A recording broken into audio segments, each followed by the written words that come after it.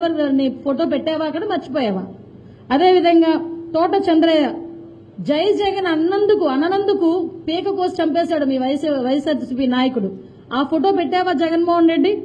అదేవిధంగా ఈ రోజు మనం చూసుకుంటే రఘురామకృష్ణరాజు గారిని ఇష్టానుసారంగా నీవు చేసిన పనుల్ని తప్పుడు పనులని చెప్పినందుకు కస్టోడియల్ టార్చర్ చేసావు కదా, మరి అతను ఫోటో పెట్టావా?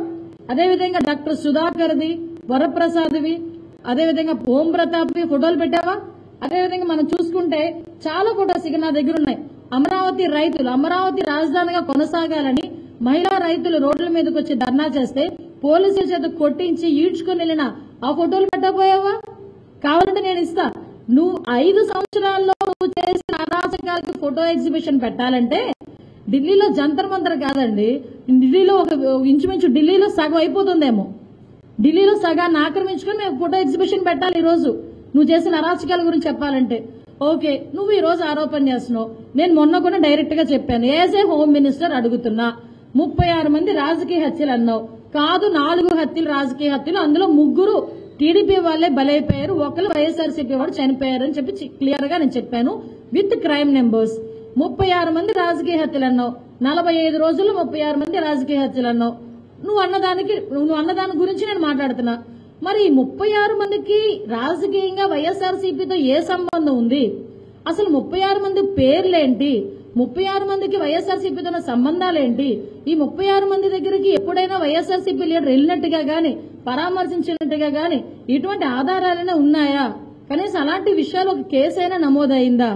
వీటి గురించి ఆన్సర్ చెప్పే దమ్ముందా? అక్కడికి ఏదో వెళ్ళిపోయి నేను అక్కడ కూర్చుంటాను, ఇక్కడ ధర్నా చేస్తే తంతారు కాబట్టి ఆంధ్రప్రదేశ్ లో ధర్నా చేస్తే జగన్మోహన్ రెడ్డి ఆడవాళ్ళు వచ్చి తంతారు, అమరావతి మహిళా రైతులు వచ్చి తంతారు కాబట్టి వెళ్ళి ఢిల్లీలో కూర్చొని ధర్నా చేస్తున్నావు.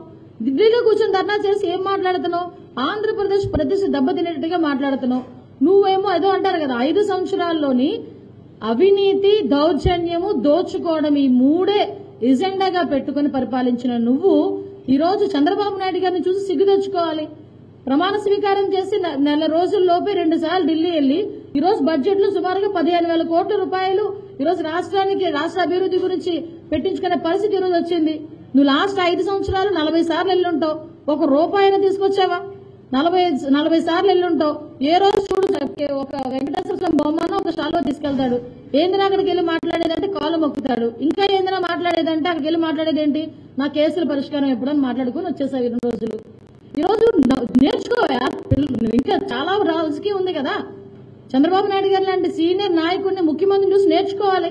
అది మానేసి ఈ రోజు రెడ్ బుక్ అని ఢిల్లీలో వీధుల్లో కూర్చొని నువ్వు ఎంత గోల పెట్టినా ఒక్కటి మాత్రం జగన్మోహన్ రెడ్డి పులివెందుల ఎమ్మెల్యే గారు ఒకటి మాత్రం నిజమండి, నువ్వు ఈ లోపు ఎన్ని తలకిందులు తపస్సు చేసినా, ఎన్ని రకాలుగా చంద్రబాబు నాయుడు గారిని, పవన్ కళ్యాణ్ గారిని, లోకేష్ గారిని ఎండగట్టేయాలి నువ్వు అనుకున్నా, నీ మాట ప్రజలు కాదు కదా, నిన్ను కన్న తల్లి, నీ తోబుట్టిన చెల్లి కూడా నమ్మే పరిస్థితిలో లేరు. ఈరోజు వినుకొండ ఇష్యూలో సొంత రక్తం పచ్చుకు పట్టుకున్న చెల్లె బయటకు వచ్చి అది రాజకీయ హత్య కాదు అని చెప్పి మొన్న స్టేట్మెంట్ ఇచ్చారు. అరే నేను అడిగాను, రాజకీయ హత్య అయితే ఇప్పుడు తోట చంద్రయ్య గారు ఉన్నారండి, చనిపోయారు, చంపేశారు, చంద్రబాబు నాయుడు గారు వెళ్లారు, ఆ కుటుంబానికి సుమారుగా ఒక 40 లక్షల 50 లక్షల రూపాయలు ఎక్స్గ్రేషన్ ఇచ్చి వచ్చారు. ఆఖరికి అంతవరకు ఎందుకండి? కార్యకర్త కాకపోయినా విజయవాడ నడి రోడ్డు మధ్యలోని విజయవాడలో ఒక దళిత వికలాంగురాల్ని అత్యాచారం చేస్తే ఆ పిల్లని ఆ బాలికను పరామర్శించడానికి చంద్రబాబు నాయుడు గారు 5 లక్షల రూపాయలు ఎక్స్గ్రేషన్ ఇచ్చారు. అంటే మన ఎదురుగా అన్యాయం జరిగింది అంటే ఏ పార్టీ అయినా అధికారంలో ఉన్నా లేకపోయినా ఒక ఎక్స్గ్రేషన్ ప్రకటించుకుంటాం. మాట్లాడితే మా వైఎస్ఆర్సీపీ చంపేశారని చెప్పి మాట్లాడావు. ఏది నీ తరపున సాయం ఏది?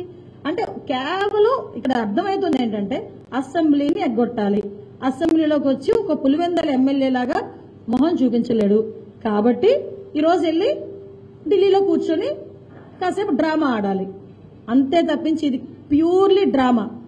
ఎంత డ్రామా అంటే అవతల వాడు నమ్మలేనట్టుగా ఉన్న డ్రామా. కనీసం సినిమా చూసినంతసేపైనా 2.5 గంటలు అక్కడ ఏదో జరుగుతుందన్న విషయంలో మనం నమ్మి ఒక మెస్మరైజ్ అయ్యి చూస్తాం ఒక సినిమా చూసినా. కానీ మా నోడు చేసే ఆ సినిమా ఎలా ఉందంటే ఇదంతా ఏదో సెట్టింగ్ సినిమా అన్నట్టుగా ఉందన్నమాట పరిస్థితి. అందువల్ల దాని గురించి అయితే ఒకటి మాత్రం క్లియర్ గా చెప్తున్నాం, జగన్మోహన్ రెడ్డి మళ్లీ చెప్తున్నా, ఆ 36 మంది రాజకీయ హత్యలు అన్నావు, ఎస్ దా చర్చించేసుకుందాం, ఒకసారి రా మాట్లాడేసుకుందాం.